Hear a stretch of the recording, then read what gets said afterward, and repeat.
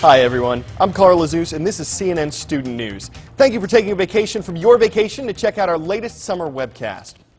Today we are focusing on a sensitive and sometimes controversial topic. It's also part of our country's history, from slavery to the civil rights movement.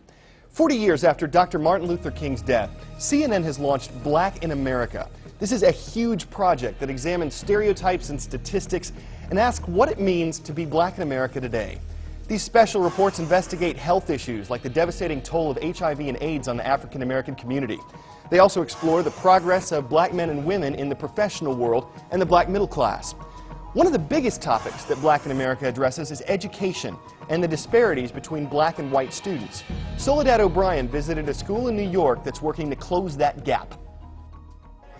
Principal Elijah Hawks of the James Baldwin School in New York City says his school has something most principals only dream about, a 94% graduation rate. The only way one can do this work and do it well is if you believe that a student failing in your class is your responsibility. It's a new public school made up mostly of transfer students and paid for with taxpayer money. The classes are very small, just 17 seniors last year.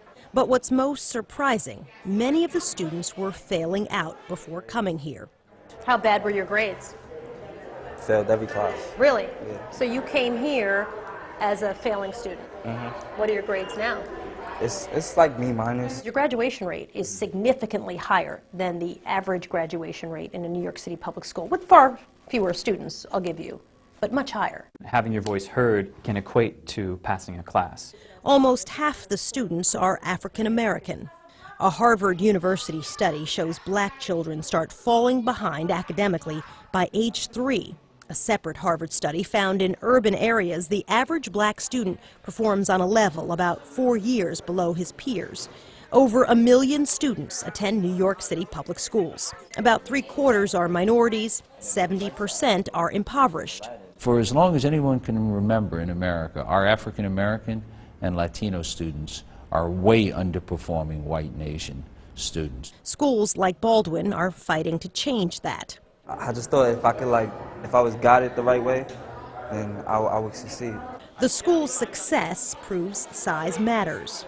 Small schools are just where it's at, where you can sort of delve into what a student is and who that student is and what they're about, and I think that that's our core. I had teachers on my butt, and I like that because I never was used to that, and they helped me change to a better person and got me focused. They realized that we value that they're individuals, and for many of them that's a catalyst for their success here.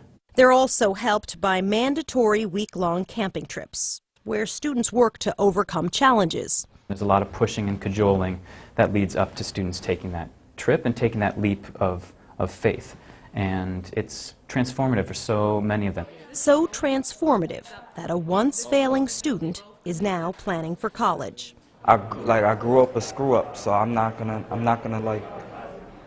change the pattern. I'm gonna do something for myself and go to school and make something out of my life. Baldwin isn't the end for these students. Baldwin is a step in the course of their academic career.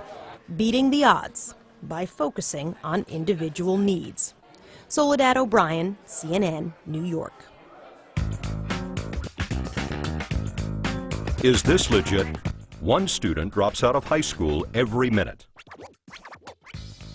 Well, this one's false. It's actually much worse. According to America's Promise Alliance, one American student drops out every 26 seconds.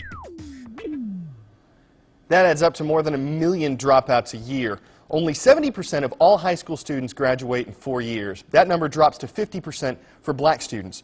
Susan Rosegen reports on a charter school in Chicago that's trying to break that statistic by providing a safe place to learn in a tough part of town. We believe in ourselves, we believe in each other, we believe in our pride, we believe. They're chanting, "We believe," but who are they?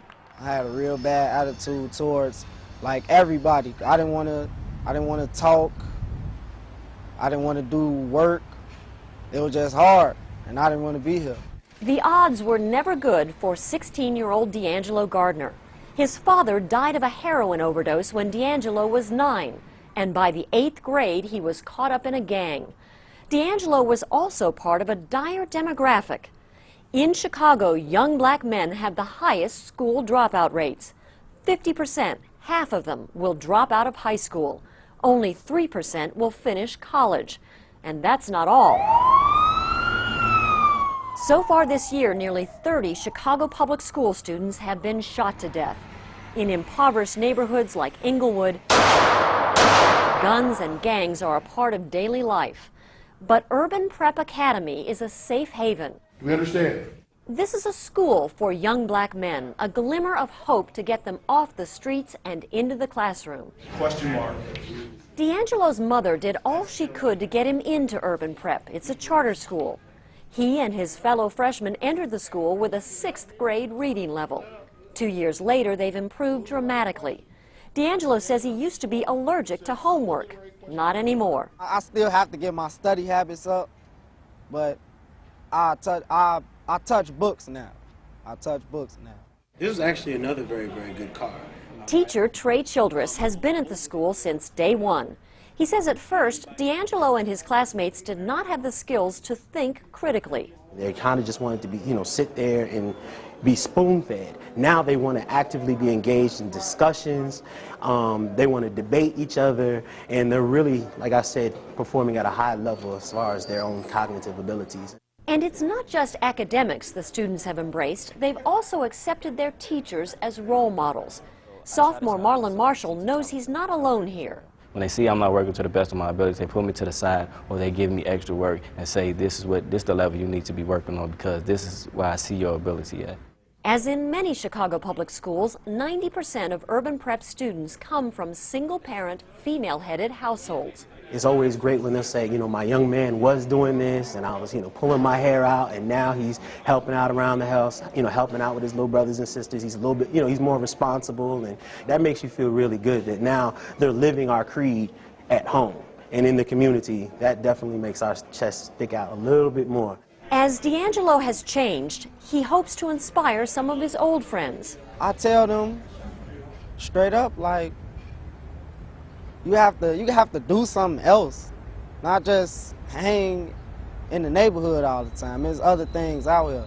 And Marlon says when you hear opportunity knocking, let it in. He refuses to be a stereotype. Young black men cannot graduate from high school or go to college. Young black men are better off in jail. They fall under that statistic because they don't have a motivational push to stop them from doing whatever the things they are doing to get them into that status.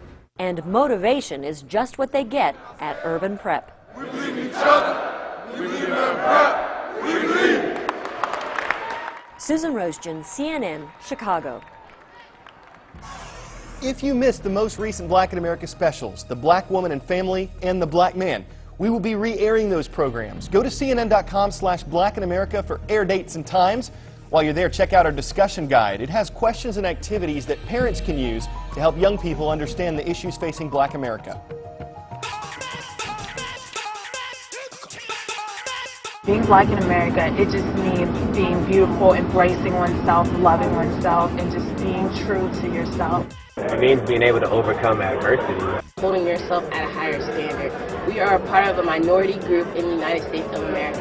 That means we have to work harder, fight harder, and actually hold ourselves at a higher standard and treat ourselves with respect in order to move forward. It's like a famous quote goes, is being a spectator at your own lynching. Not to say that it's all negative, but honestly, being Black in America, you have to locate a pride within yourself that stems from struggle. And that pride can then lead to power, which can then lead to revolution. I think it's time for us as a country to unite and stop talking about Black America and white America and become an American, a country of one. All right, some thoughts there from students at HBCUs, historically black colleges and universities. Earlier this year, CNN traveled to some of the country's most well-known HBCUs and held a campus iReporter contest. Participants were challenged to create their own videos about what it means to be Black in America. The winning entry came from Travers Johnson, a senior at Morehouse College. His iReport examined whether it's a good time to be young and Black in America. You can find his video in the Spotlight section on our homepage, and head to our blog to share your thoughts on today's program, which has reached its end. We've got one more summer webcast to go. We will see you then from CNNStudentNews.com.